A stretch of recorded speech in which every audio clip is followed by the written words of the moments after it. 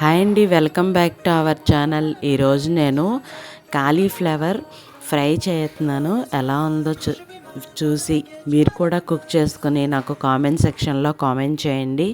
మీలో ఎంతమందికి cauliflower fry అంటే ఇష్టమో చెప్పండి. నేనైతే ముందుగా వాటర్ బాగా వామ్ వాటర్లో సాల్ట్ వేసుకుంటాను అనమాట.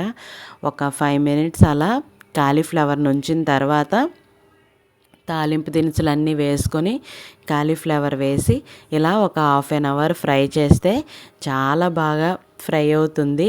అలా గట్టిగా కరకరలాడడం అలా లేకుండా మెత్తగా చాలా ఫ్రై అంటే వేరే ఇప్పుడు పకోడీ టైప్లో అలా కాకుండా మెత్తగా చాలా టేస్టీగా క్రిప్స్ చాలా బాగుంటుంది టేస్ట్ అయితే.